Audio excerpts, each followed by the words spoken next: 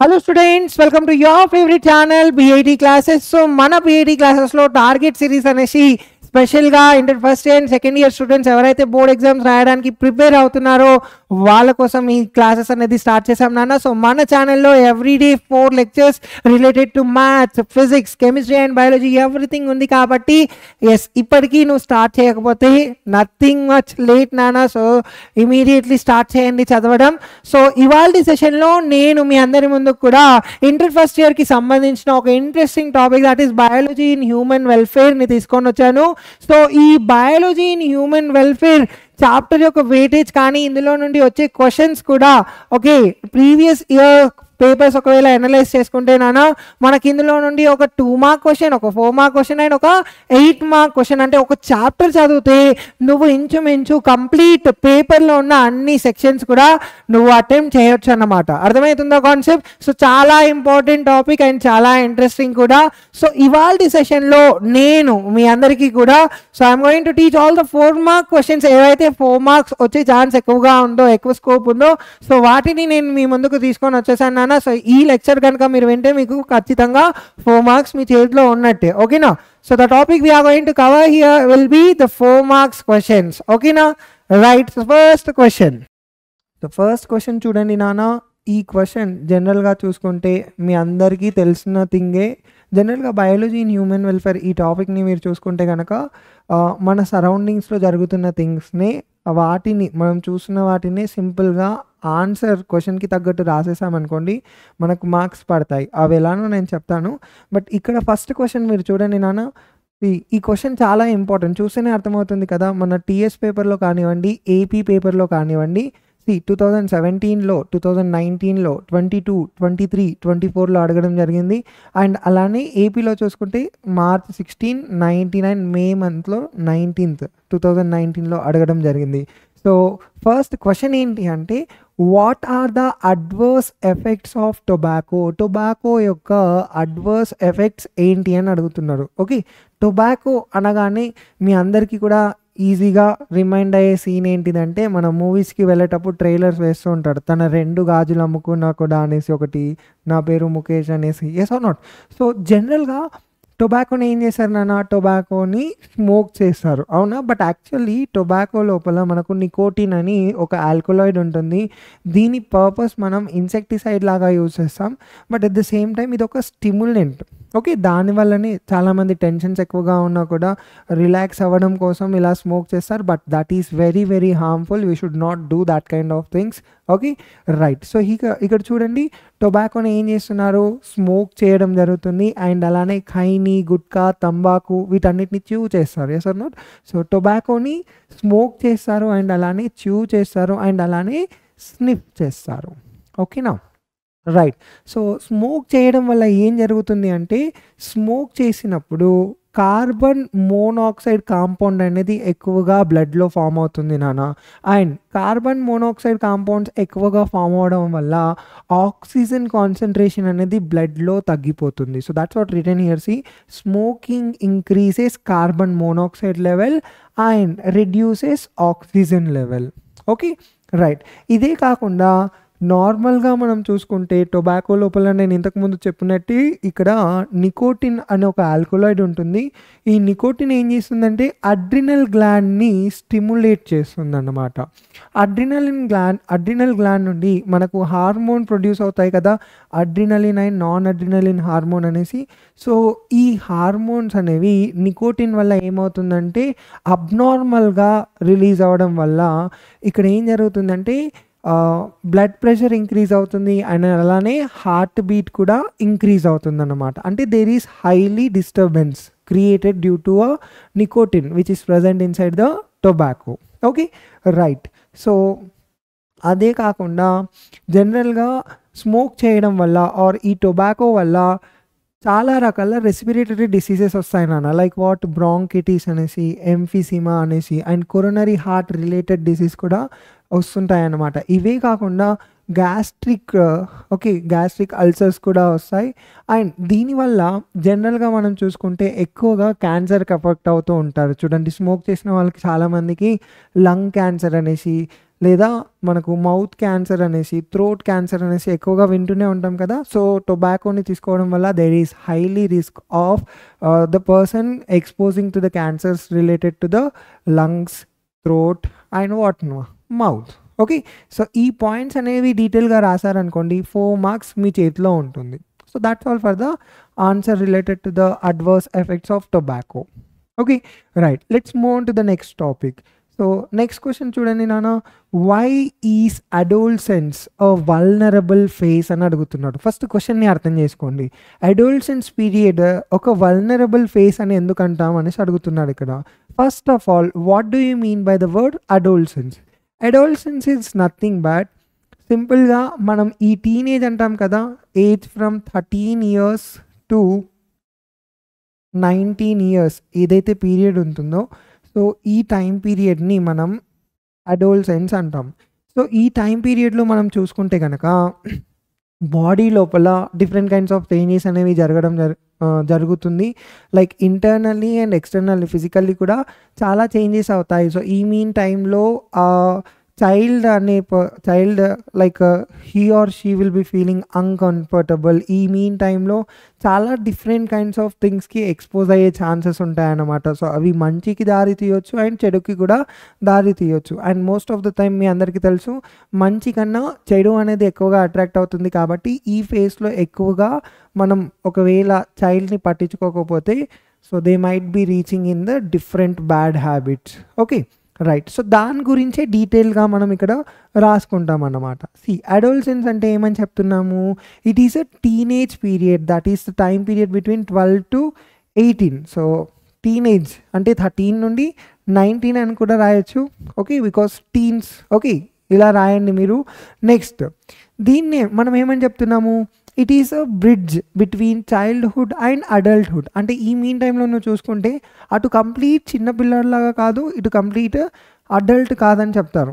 అవునా? నార్మల్గా మీరే గమనించండి, ఈ మీన్ ఎక్స్పీరియన్స్ మీరు కూడా చేసే ఉంటారు. నార్మల్గా చిన్నపిల్లలతో ఈ ఏజ్లో ఆడుకుంటుంటే నువ్వు అంత చిన్నపిల్లాడు కాదు, వాళ్ళతో ఆడుకోవద్దు అంటారు. ఎప్పుడైనా ఎల్డర్స్ కన్వర్సేషన్లో మనం మధ్యలో వెళ్ళి ఏదైనా మాట్లాడితే అప్పుడే అంత పెద్దోని అయిపోయా అంటారు. Okay, you will be getting confused. You are not completely small, not completely okay adult అనమాట. సో ఈ ఏజ్ అనేది మనకు ఒక బ్రిడ్జ్ లాగా బిహేవ్ చేస్తుంది. So remember this point. Okay, next, ఈ మీన్ టైంలో child is going to become mature. Okay, so brain అనేది మెచ్యూర్ అవ్వడం జరుగుతుంది.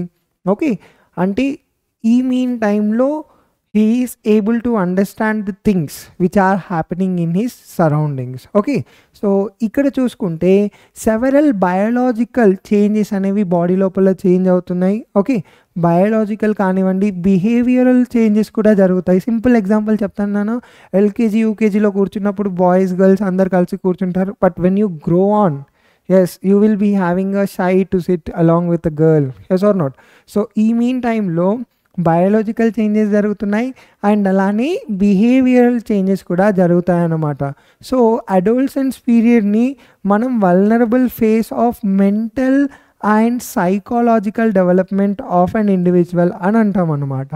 అర్థమవుతుందా కాన్సెప్ట్? సో ఈ మీన్ టైంలో మెంటల్లీ అండ్ అలానే సైకలాజికల్గా కూడా it is a most vulnerable phase అని చెప్తున్నాం. Okay, right. Now next question, ఇది కూడా చాలా ఇంపార్టెంట్ నాన్న. ఏమని అడుగుతున్నాడు చూడండి, prevention is better than cure, justify the statement అని చెప్తున్నాడు ఇక్కడ. Justify regarding to what? TDA abuse. చూడండి, ఈ క్వశ్చన్ కూడా చాలా ఇంపార్టెంట్. ఏపీలో మార్చ్ 2018, 2024లో అడగడం జరిగింది. టీఎస్లో వచ్చేసి 15, 16, 18లో కూడా అడగడం జరిగింది. ఓకే, సో ఇక్కడ టీడీఏ అంటే ఏంటిది?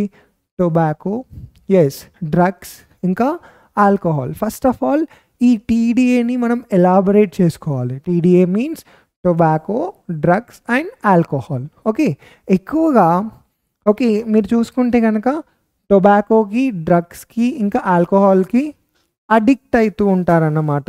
ఓకే, ఈ మీన్ టైంలో, ఈ ఏజ్ టైంలో మనం చూసుకుంటే నేను ఇంతకుముందు చెప్పినట్టే బ్యాడ్ హ్యాబిట్స్కి ఎక్కువగా ఎక్స్పోజ్ అవుతారు. ఆ బ్యాడ్ హ్యాబిట్స్లో ఏంటిది? ఓకే, వీటన్నిటిని కూడా ఎక్కువగా అడిక్ట్ అవ్వడం అన్నమాట. So TDA stands for tobacco, drugs and alcohol. So ఇక్కడ ప్రొవర్బ్ ఏం చెప్తుంది? Prevention is better than cure. It is holding true in the case of TDA abuse. ఎందుకంటే ఇవన్నిటి గురించి మనకు తెలుసు నాన్న. వీటి యొక్క ఇంపార్టెన్స్ మనం చూసుకుంటే కనుక ఏం లేదు అక్కడ. టెంపరరీ హ్యాపీనెస్ కోసం పర్మనెంట్లీ నువ్వు నీ హెల్త్ని కోల్పోతున్నావు. Yes or not? టొబాకోని యూజ్ చేసినా కూడా, ఆల్కహాల్ని తీసుకున్నా కూడా, డ్రగ్స్ని తీసుకున్నా కూడా టెంపరరీగా నీకు అక్కడ సంతోషపెడుతున్నాయి, యాక్సెప్ట్ చేద్దాం. But permanently you are losing more than what you are getting there. Yes or not? So ఈ కేసులో ఓకే, ఈ ఏదైతే స్టేట్మెంట్ ఉందో that is holding very good. ఎందుకంటే ఒకసారి ఎఫెక్ట్ అయిన తర్వాత క్యూర్ అయ్యే దాని బదులు ముందే దాన్ని ప్రివెంట్ చేసుకోవడం చాలా మంచిది కదా. సో ఆ పాయింట్లోనే ఇక్కడ ఈ ప్రొవర్బ్ అనేది it is holding true in the case of TDA abuse అంటున్నాం. Okay, right. Now what are the measures that are useful for prevention? ప్రివెన్షన్కి ఏమేం మెజర్స్ మనం తీసుకోవాలి అంటే, ఫస్ట్ ఆఫ్ ఆల్ ఇందులో ఫ్రెండ్స్ ఇన్వాల్వ్ అయి ఉన్నారు, పేరెంట్స్ ఇన్వాల్వ్ అయి ఉన్నారు, టీచర్స్ ఇన్వాల్వ్ అయి ఉన్నారు, and all the elders. Okay, చాలామంది అందరు కూడా ఇన్వాల్వ్ అయి ఉన్నారు. వాళ్ళందరినీ కూడా ఒక్కొక్క ఫేస్లో మనం డివైడ్ చేసి రాస్తే ఆన్సర్ రాసేసినట్టు. Okay, so first of all avoid undue parental pressures. Okay, చాలామంది పేరెంట్స్ చేసే బిగ్గెస్ట్ మిస్టేక్స్ ఏంటి అంటే, ఫస్ట్ ఆఫ్ ఆల్ చిల్డ్రన్ని వాళ్ళు అనుకునే విధంగా ఉండనివ్వరు. Because parent, as a parent he will be expecting that okay నా చైల్డ్ ఈ విధంగా ఉండాలి, ఆ విధంగా ఉండాలనేసి పేరెంట్కి చాలా ఉంటుంది. But at the same time he should also cooperate or coordinate the things or likes and అన్లైక్స్ of the child there. అవునా? సో కొన్నిసార్లు పిల్లల మీద ఒత్తిడి పడడం వల్ల కూడా ఇలాంటి మార్గాల్లో వెళ్ళే ఛాన్సెస్ ఉంటాయి. కాబట్టి parents should be careful. Okay, so most of the time ఇంకా పేరెంట్స్ చేసే మిస్టేక్ ఏంటిదంటే కంపారిజన్. పక్కనోడు చూడు ఎంత బాగున్నాడు, వాడు ఎట్లా చదువుతున్నాడు, వాడిని చూసి నేర్చుకో, వీని చూసి నేర్చుకో, ఇలాంటి థింగ్స్ చెప్పడం వల్ల కూడా కొన్నిసార్లు పిల్లల ఓకే బ్రెయిన్ మీద, అంటే వాళ్ళ ఆలోచించే విధానం మీద కూడా ఎఫెక్ట్ పడుతుంది. సో దాన్నే మనం ఇక్కడ ఆన్సర్ లాగా రాసుకుంటున్నాం నాన్న. See, all childrens have their own choices, okay, capacities and also personalities. So parents should understand this part. They should not force their children to perform beyond their capacity. అంతే కదా నాన్న, ఒక బెలూన్ ఉంది, ఊదే కాడికి ఊదాలి, అప్పుడు అందంగా ఉంటుంది. కాదని ఎక్కువ ఊదామనుకోండి పగిలిపోతుంది. That's what it is happening here also. కెపాసిటీని బట్టి మనం ఏం చేయాలి, చైల్డ్ని yes we should make him to do what the things. Okay, వాడి కెపాసిటీకి బియాండ్గా చేస్తే వినడు. ఎందుకు వింటాడు? Yes or no? Right. See here, they should not compare them with others in especially studies and games. ఎందుకంటే everybody is playing their own game అక్కడ. అవునా? Right. So ఇదే కాకుండా నెక్స్ట్ చూడండి, ఇక్కడ responsibility of a parent and teacher. ఇక్కడ parents and teachers responsibility ఏంటి అంటే, they have to give proper advice. ఫ్రెండ్లీగా ఉంటూ పిల్లల మనసులో ఏముందో తెలుసుకొని, వాళ్ళు ఒకవేళ పర్ఫెక్ట్ రూట్లో ఉంటే ప్రాబ్లం లేదు, లేదంటే వాళ్ళు ఏదన్నా రూట్ కొంచెం తేడాగా ఉందంటే వాళ్ళ వేలోనే వెళ్ళి కన్విన్స్ చేయాలన్నమాట. As a teacher and also as a parent it is very responsible for us. So that's what you are writing here. They have to advise and counsel and also help the children who are likely to get in the trap of TDA. ఈ ట్రాప్లో పడిపోయే ముందు లేదా వెళ్ళారు అని ఒక టీచర్కి కానీ పేరెంట్స్కి కానీ తెలిసినప్పుడు they should first get relaxed and they should think why it is happen and they have to give counsel. Okay, ఏది మంచిది ఏది రాంగ్ అనే కౌన్సిల్ ఇచ్చి వాళ్ళు ఒకవేళ ఫోకస్ చేస్తే we can overcome this process or ఈ ప్రాబ్లం నుండి ఓవర్కమ్ చేయొచ్చు, లేదా ఈ ప్రాబ్లంలో పడిపోనివ్వకుండా మనం ఆ స్టూడెంట్ని కానీ ఆ ఏజ్ గ్రూప్లో ఉన్న చిల్డ్రన్ని కానీ మనం ఆపొచ్చు. Okay, next seeking help from peers. అంటే చాలా క్లోజెస్ట్ పర్సన్స్ దగ్గర నుండి హెల్ప్ ఎలా సీక్ చేస్తున్నారు అంటే, నార్మల్గా మీరు గమనించుండొచ్చు, జనరల్గా ఈ అలవాటు టొబాకో కానీ మన ఏమంటారు డ్రగ్స్ కానీ ఆల్కహాల్స్ కానీ ఎవరికి ఉండదు. కొన్నిసార్లు స్టూడెంట్స్ వాళ్ళ ఫ్రెండ్స్ తోటి వాళ్ళు డిస్కస్ చేసుకుంటారు, పక్కనున్న వాళ్ళతోటి సఫర్ అవుతున్న ప్రాబ్లమ్స్ అన్నిటినీ కూడా they will be sharing with the closest people.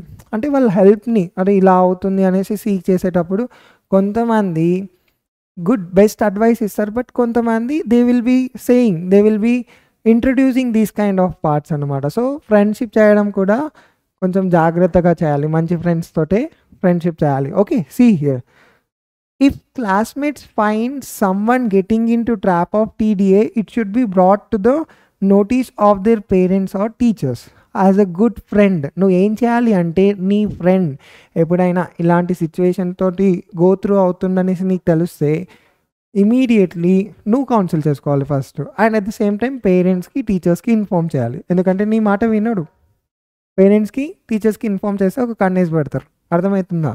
Right. So next, education and counselling. చూడండి నాన్న, ఈ టాపిక్ని 8th క్లాస్లో, 7th క్లాస్లో, 10th క్లాస్లో, ఇప్పుడు మీ క్లాస్లో కూడా ఎందుకు ఇంట్రడ్యూస్ చేశారు? బికాస్ ఇలా ఎడ్యుకేషన్ పాయింట్లో ఇంట్రడ్యూస్ చేసినప్పుడే కదా దానివల్ల యూజ్ ఏంటిది, బెనిఫిట్ ఏంటిది, హార్మ్ఫుల్ ఏంటిది అనేది తెలుస్తుంది. సో ఇక్కడ ఎడ్యుకేషన్ అనేది ఇంపార్టెంట్, అలానే కౌన్సిలింగ్ అనేది కూడా ఇంపార్టెంట్. కాబట్టి there must be a continuous process of educating the children related to the TDA at every level of the lessons. ఒక ఫామ్ ఆఫ్ ద ఇంకో ఫామ్లో అయినా సరే దీని గురించి ఎప్పటికీ కూడా, బికాస్ ఆ ఏజ్ నుండే కదా 8th క్లాస్ లెవెల్లో నుండే మనం టీనేజ్లో ఎంటర్ అవుతాం కాబట్టి అప్పటి నుండి మనకు వీటి గురించి లెసన్స్ అనేవి ఇంట్రడ్యూస్ అవుతూనే ఉంటాయన్నమాట. ఓకే, సో మీరు చూడండి, ఒక సబ్జెక్ట్ నుండి ఇంకో సబ్జెక్ట్లో వెళ్ళినా కూడా ఈ టాపిక్ గురించి ఎక్కడనో ఒక పాయింట్లో మనకు లెసన్ ఉంటూనే ఉంటుంది. Because it is making you to become aware of the things. Okay, so ఇలా మీరు రాసుకున్నారనుకోండి, ఆన్సర్ అనేది కంప్లీట్ అయిపోతుంది. Okay, right. Next, see here one more point which is missed here, seeking professional and medical help. Just assume already పడిపోయినావు, మునిగిపోయినావు. Okay, ఈ mean టైంలో ఎలా ఓవర్కమ్ చేయొచ్చు అంటే, see here, a lot of help is available in the form of highly qualified psychologist, psychiatrist and de addiction rehabilitation centres అని ఉంటాయి కదా. సో ఇలాంటి థింగ్స్ అనేవి మనకి ఏం చేస్తున్నాయి అంటే, ఆల్రెడీ మునిగిపోయిన వాళ్ళను లోపల నుండి బయటికి తీయడం, అంటే ఇలాంటి అడిక్షన్లో నుండి బయటికి తీయడం కోసం కన్సల్ట్ అ సైకియాట్రిస్ట్ లేదా ఫిజియాలజిస్ట్, ఓకే సైకాలజిస్ట్, అండ్ అలానే రీహాబిలేషన్ సెంటర్స్కి వెళ్ళామనుకోండి, మళ్ళీ మనిషి మామూలుగా అయ్యే ఛాన్సెస్ ఎక్కువగా ఉంటాయి. Okay, right. Now let's talk about the most important question. ఇక్కడ నుండి ఖచ్చితంగా అడిగే ఛాన్స్ ఉన్న క్వశ్చన్ ఏంటిది అంటే, డిఫరెన్స్ బిట్వీన్ హైపర్ట్రోఫీ అండ్ హైపర్ప్లేజియా. చాలా సింపుల్గా ఉంటుంది. ఒక ఎగ్జాంపుల్ రాసి అసలు ఏం జరుగుతుందో మనం చెప్పేసామనుకోండి, మన 4 మార్క్స్ మన చేతిలో ఉంటుంది. జస్ట్ అజ్యూమ్ దట్ 2 థింగ్స్ అడుగుతున్నారు అంటే, ఈచ్ పార్ట్ని నువ్వు ఎక్స్ప్లెయిన్ ప్రాపర్గా చేయకపోతే 2 మార్క్స్ కట్ అవుతాయి. Okay, so first of all hypertrophy అంటే ఏంటి? హైపర్ట్రోఫీ ఈజ్ నథింగ్ బట్, కొన్ని పారాసైట్స్ ఏం చేస్తాయి తెలుసా, హోస్ట్ సెల్ లోపల ఎంటర్ అయిన తర్వాత హోస్ట్ సెల్ సైజ్ని బాగా పెంచేసి ఏం చేస్తుందంటే, కొన్ని టైమ్స్ ఆ హోస్ట్ సెల్ అనేది రప్చర్ అయిపోతుంది ఫైనల్గా. Okay, for example plasmodium vivax ఉంది. ఇది ఏం చేస్తుంది అంటే, ఆర్బీసీ సెల్ సైజ్ని ఇంక్రీజ్ చేసి బర్స్ట్ అయిపోతుంది లాస్ట్కి. ఓకే, సో ఈ కండిషన్ని మనం ఏమంటున్నామంట, హైపర్ట్రోఫీ అంటున్నాం. ఏమంటున్నాం?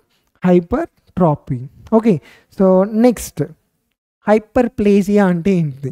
ఓకే, హైపర్ప్లేజియా ఈజ్ నథింగ్ బట్, కొన్ని పారాసైట్స్ ఏం చేస్తాయి తెలుసా, సెలెక్టెడ్ ఒక ఆర్గన్ని టార్గెట్ చేసి అందులోపల సెల్స్ని డివైడ్ అయ్యేదానికన్నా ఎక్కువగా కంటిన్యూస్గా డివైడ్ చేపిస్తూ ఉంటాయన్నమాట. ఫర్ ఎగ్జాంపుల్ ఫాషియోలా హెపాటికా చూసారు కదా, లివర్ ఫ్లూక్ అంటాం. ఇది ఎక్కువగా మనము షీప్లో చూడగలుగుతాం. సో లివర్ ఫ్లూక్ ఏం చేస్తుందంటే, లివర్ లోపల ఉన్న సెల్స్ని కంటిన్యూస్గా డివైడ్ చేపించి ఆ బైల్ డక్ట్ అనేది క్లోజ్ అయ్యేలాగా మార్చుతుంది అనమాట. ఓకే, సో దీన్ని ఆన్సర్ లాగా ఎలా రిప్రజెంట్ చేస్తున్నాం చూడండి, సింపుల్ లైన్స్లో. కొన్ని పారాసైట్స్ వాటి సైజ్ ఆఫ్ ద ఆర్గన్ మీద ఏం చేస్తున్నాయి అంటే అఫెక్ట్ చేస్తున్నాయి, ఇంక్రీజ్ చేస్తుంది size of the organ, normal కన్నా అబ్నార్మల్ సైజ్లో మార్చుతుంది. ఎలా? By increasing the number of cells. So this causes inconvenience or sometimes death to the host. Okay, example as I said, okay, Fasciola hepatica ఎక్కడ ఉంటుందంటే, ఇది bile డక్ట్స్లో ఉంటుంది. Okay, so bile డక్ట్స్లో ఉండి ఏం చేస్తుందంట, బైల్ డక్ట్ బ్లాక్ చేసి పడేస్తుంది. Okay, it blocks the passage of bile duct by increasing the cells. Okay, right. Next, write short notes on opioids. Drug కదా, డ్రగ్స్ కదా. Yes, right. Opioids are drugs opted from poppy or papaver somniferum. Okay, గుర్తుపెట్టుకోవాలి plant name. Okay, ఈ drug ఏం చేస్తుందంటే specific receptor of central nervous system and alimentary canal మీద focus చేసుకుంటుంది. సింపుల్గా చెప్పాలి అంటే స్టిమ్యులెంట్ అన్నమాట. సెంట్రల్ నర్వస్ సిస్టమ్ని రిలాక్స్డ్గా చేసి పడేస్తుంది అన్నమాట. Okay, right. అంటే కాసేపు it is not in our control. Central nervous system will not be in our control అనమాట. ఓకే, టైప్స్ ఆఫ్ ఒపియాయిడ్స్ చూసుకుంటే మార్ఫైన్. ఓకే, మార్ఫైన్ ఒకటి. Let's talk about morphine in detail. Morphine ఎలా produce అవుతుంది అంటే it is produced in the form of dried latex ఒకటి, లేదా unripe అంటే పచ్చిగా ఉన్న fruits of poppy plant. Okay, so ఇది చూడ్డానికి ఎలా ఉంటుందంటే నాన్న కలర్లెస్ క్రిస్టల్స్ లాగా ఉంటుంది ఆర్ వైట్ క్రిస్టలైన్ పౌడర్ లాగా ఉంటుంది. మీరు మూవీస్ చూసే ఉంటారు. Yes, what is that movie? సూర్యాస్ ఒక చాలా ఫేమస్ మూవీ ఉంటుంది, వీడొక్కడే. Right, right. అందులో మనం చూస్తూనే ఉంటాం కదా, షుగర్ ప్యాకెట్స్ లాగా కనబడుతుంటాయి. ఎలా? వైట్ కలర్ క్రిస్టలైన్గా ఉంటాయి. రైట్, సో దాన్ని మనం ఏమంటున్నాం? మార్ఫైన్ అంటున్నాం. ఓకే, ఇది ఏం చేశారంట? ఓరల్లీ తీసుకుంటారు లేదా ఇంజెక్షన్ తోటి తీసుకుంటారు. ఇది మనం తీసుకోవద్దు, ఓకేనా? ఎలా తీసుకుంటారో చెప్తున్నాను. Okay, but it is not good for us. ఏం చేస్తుంది ఇది అంటే జనరల్గా సెడేటివ్ లాగా పనిచేస్తుంది. జనరల్గా డాక్టర్స్ ప్రిస్క్రైబ్ చేస్తారు డ్రగ్స్ని. ఎప్పుడు అంటే ఈ ఆపరేషన్స్ జరుగుతాయి కదా, ఎప్పుడైతే లోపల ఆపరేషన్ జరిగిన తర్వాత పచ్చిగా ఉంటుంది కదా వూండ్, సో దాని నుండి పెయిన్ అనేది ఎక్కువ జనరల్గా ప్రొడ్యూస్ అవుతుంది కదా ఆపరేషన్ తర్వాత, స్టిచెస్ కానివ్వండి ఆ ఏరియా. సో ఆ పెయిన్ని మన బ్రెయిన్కి తెలియకుండా ఉండడం కోసం టాబ్లెట్స్ రూపంలో ఇస్తారు. వాటినే మనం సెడేటివ్స్ అంటాం. సో ఇది సెడేటివ్ ఆర్ పెయిన్ కిల్లర్ లాగా యూస్ చేస్తాం. It is useful for surgery patients. చెప్పాను కదా ఇంతకుముందే, who is suffering from painful ailments, surgery జరిగిన తర్వాత పెయిన్ఫుల్ ఎయిల్మెంట్స్ తోటి సఫర్ అవుతుంటారో వాళ్ళకు ఈ సెడేటివ్ రూపంలో కానీ పెయిన్ కిల్లర్ రూపంలో కానీ ఇవ్వడం అనేది జరుగుతుంది. Okay, right. Now let's talk about the second type of opioid, that is heroin. Okay, heroin ఎలా ప్రొడ్యూస్ అవుతుంది అంటే it is also produced from morphine, కానీ ఇక్కడ ఒక కెమికల్ రియాక్షన్ జరుగుతుంది, దాన్ని ఎసిటైలేషన్ అంటున్నాం. ఇది ఓకే చేదుగా ఉంటుంది, లిటిల్ బిట్ చేదుగా ఉంటుంది, వైట్ బిట్టర్ పౌడర్ అంటాం. ఓకే, కెమికల్లీ దీన్ని ఏమని పిలుస్తున్నామంట? డైఅసటైల్ మార్ఫైన్. ఏమంటున్నాం? డైఅసటైల్ మార్ఫైన్ అంటున్నాం. Okay, right. సో ఇప్పుడు నార్మల్గా చూసుకుంటే ఈ డయాసెటైల్ మార్ఫైన్ని మనం స్మాక్ అని కూడా పిలుస్తాం. ఓకే, ఇది ఏ విధంగా తీసుకుంటున్నారంట? స్నాటింగ్. ఓకే, స్నాట్ చేయడం లేదా ఇంజెక్షన్ రూపంలో తీసుకుంటారన్నమాట. Okay, heroin causes depression and slow down the body function. చూడండి, ఇది ఏం జరగదు కదా, ఇస్ ఆర్ నాట్? బాడీ ఫంక్షన్ని స్లోగా మార్చుతుంది. Okay, it is slow doing what body functions. Okay, right. Next ఇంకొక important question from biology of human welfare. What is that? Right a short notes on cannabinoids అని అడుగుతాడు. Okay, ఎప్పుడు అడగలేడు అని అనుకోకండి, ఇంపార్టెంటే. Okay, right. సో కెన్నాబినాయిడ్స్ అంటే ఏంటి అంటే దీస్ ఆర్ ఆల్సో డ్రగ్స్. వీటిని కూడా డ్రగ్స్ అంటాం. మన ఇండియన్ హెంప్ ప్లాంట్ నుండి తీసుకుంటున్నాం. దీన్ని నార్మల్గా తెలుగులో చెప్తే గంజాయి మొక్క అని చెప్తాం. వినే ఉంటారు కదా గంజాయి మొక్క, రైట్. సో ఈ గంజాయి మొక్క ఎలా తయారు చేస్తున్నారంట? ఫ్లవర్ టిప్లో నుండి, లీవ్స్ నుండి and resins of these plants నుండి తయారు చేసుకుంటున్నారంట. ఓకే, సో వీటి నుండి వేరియస్ కాంబినేషన్స్లో కలిపి మనకు like marijuana, okay, hashish, charas and ganja తయారు చేసుకుంటారు. Okay, right. నౌ ఈ డ్రగ్స్ ఎవరు యూజ్ చేస్తారంటే జనరల్గా sports person, okay, dancers use చేస్తారు నాన్న. డాన్సర్స్, స్పోర్ట్స్ పర్సన్ ఎవరైతే యాక్టివిటీస్ చాలా రిగరస్గా ఫాస్ట్గా చేస్తారో వాళ్ళు యూజ్ చేస్తారు. That to medically, okay okay advice తీసుకున్న తర్వాతనే యూజ్ చేస్తారు. Okay, right. So these drugs are taken either orally or inhalation. By inhalation process కూడా తీసుకుంటారు. ఓకే, సో దీనివల్ల చూడండి నాన్న, ప్లస్ పాయింట్ ఉందా అంటే లేదు, there is a minus point here. Cardiovascular activities related to the heart, cardiovascular activity ఏమవుతుందంట, effect అవుతుందంట, remember. Okay, right. Next last question. So write a short note on pathogenicity of Entamoeba histolytica.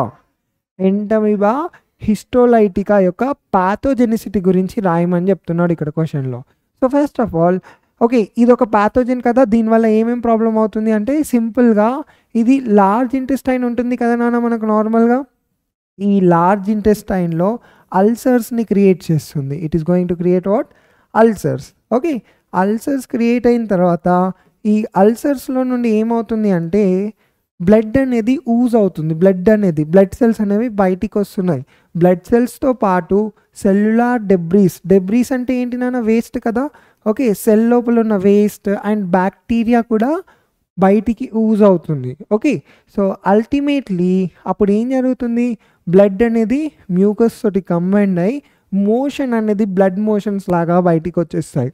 Okay, so దీన్నే మనం ఏమని చెప్తున్నాం, intestinal amoebiasis అంటున్నాం. ఏమంటున్నాం, intestinal amoebiasis లేదా amoebic dysentery అంటున్నాం. Okay, right. సో నౌ కొన్నిసార్లు ఈ సిమ్టమ్స్ అనేది తెలుస్తాయి, కొన్నిసార్లు సిమ్టమ్స్ అనేది ఉండవు, ఏసిమ్టోమేటిక్గా కూడా ఉంటాయి. So let us see. Sometimes trophozoites ఏం చేస్తున్నాయంటే, ఓకే, బ్లడ్ స్ట్రీమ్లోకి ఎంటర్ అయ్యి, ఓకే, లార్జ్ ఇంటెస్టైన్ నుండి మెయిన్ బ్లడ్ స్ట్రీమ్లో ఎంటర్ అయిపోయి అక్కడ నుండి లంగ్స్కి, హార్ట్కి, కిడ్నీ అండ్ బ్రెయిన్ వరకు రీచ్ అయిపోయి, ఓకే, పాథోజెనిసిటీ అంటే సివియారిటీ అనేది పెంచేస్తుంది అనమాట. ఇలా సివియారిటీ అని పెంచిన తర్వాత మెయిన్ ఆర్గన్స్ అన్నిటినీ కూడా డిస్టర్బ్ చేసి ఎట్ ద ఎండ్ ఏం జరుగుతుంది అంటే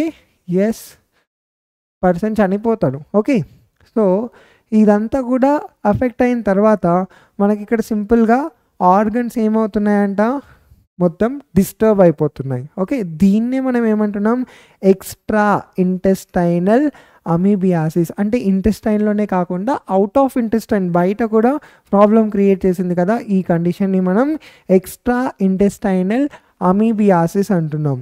రైట్.